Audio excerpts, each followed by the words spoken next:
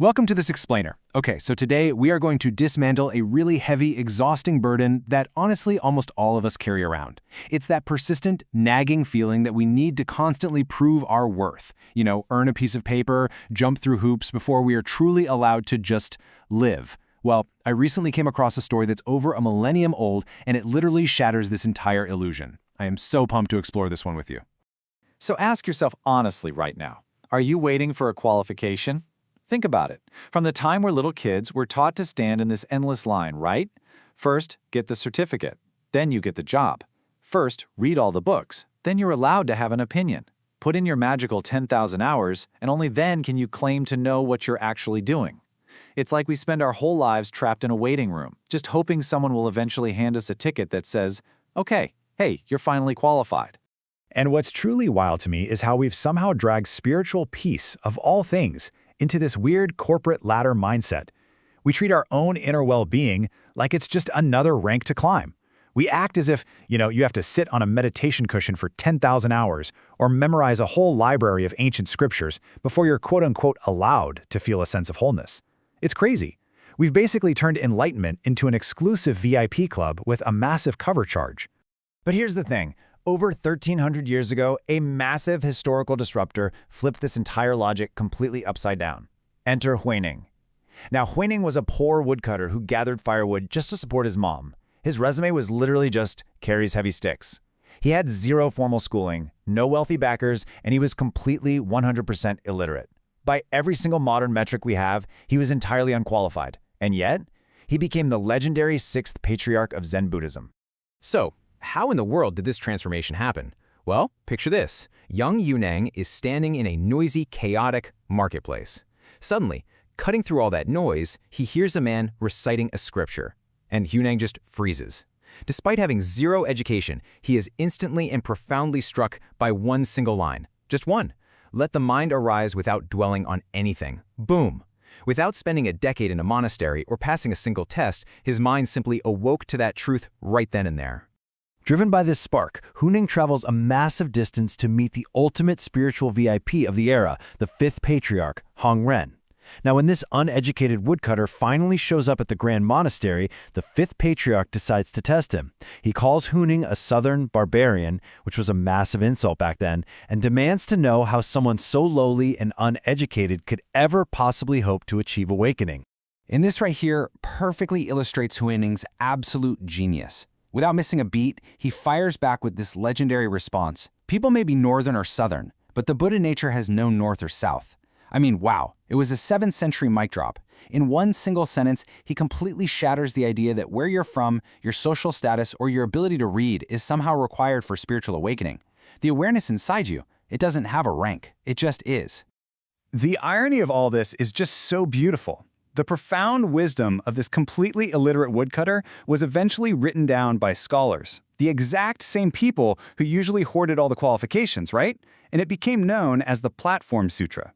Now, out of all the vast, countless texts in Buddhist history, it is literally the only one spoken by a Chinese person to be honored with the sacred top-tier title of a sutra.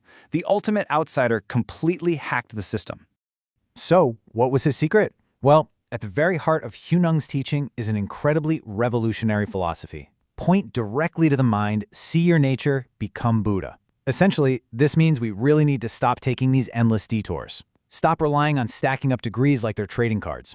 Awakening isn't some faraway, freezing mountain you have to earn the right to climb. It's simply observing your original nature, right now, in this exact moment. You aren't trying to get something new, you're just finally looking at what you already have. To really cement this idea, let's look at one of the most famous, action-packed scenes from his life. After Huineng secretly receives the official title of the Sixth Patriarch, he actually has to flee for his life. A jealous monk named Huineng chases him down, desperate to steal the ultimate symbols of status, the sacred robe and the bowl. Seeing him coming, Huineng places them on a rock. But when Huineng tries to snatch them up, he mysteriously can't lift them an inch. It's like they're glued to the stone. In that terrifying instant, Huineng realizes the hard truth. You can't just steal the symbols of status. You actually have to understand the truth behind them. Seeing this aggressive monk suddenly humbled, Huineng asks him a totally mind-bending question. Not thinking of good, not thinking of evil, at exactly this moment, which one is your original face? I want you to actually think about that for a second. Our minds spend all day long trapped in these exhausting judgments, right? Like, oh, this is good, that is bad, I'm a success, I'm a failure. Huineng is pointing out that right beneath all those heavy labels, there's just a quiet, undivided awareness watching it all happen. And that is your true self. Now this actually brings us to a major historical myth that definitely needs clearing up. For centuries, people have claimed that Zen was split into two warring camps, the southern school of sudden awakening fighting against the northern school of gradual cultivation. It sounds super dramatic, but this widespread misconception completely misses the entire point of Huineng's teachings. He actually never created these opposing camps.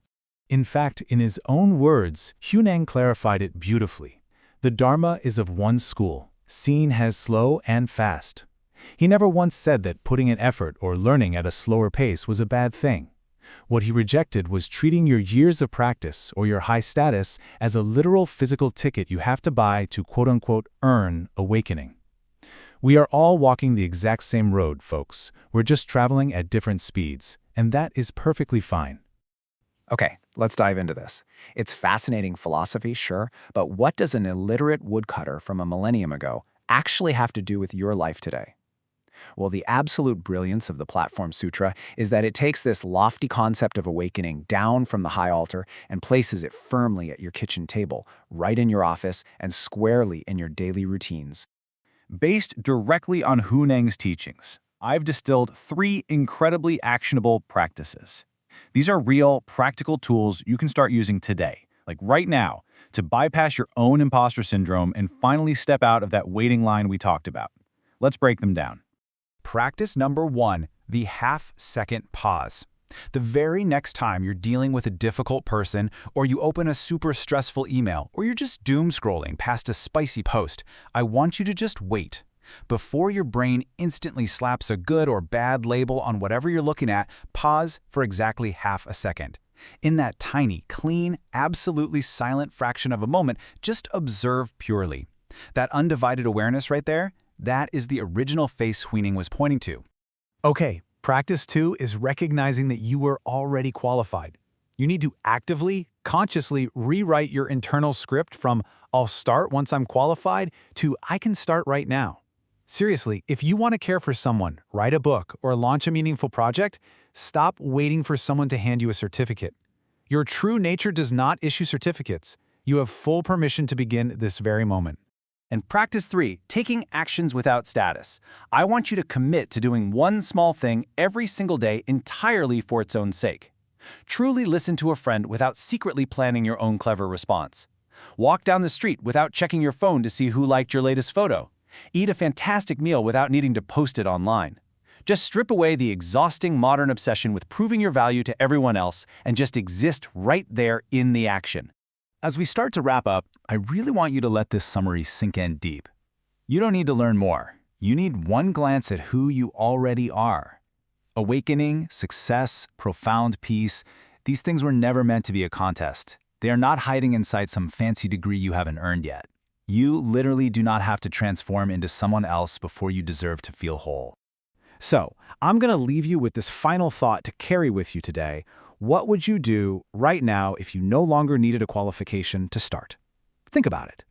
Loosen your grip on that constant need to be more, step out of the waiting line, and just begin. Thank you so much for joining me for this explainer, and honestly, I cannot wait to explore our next topic together. Catch you next time.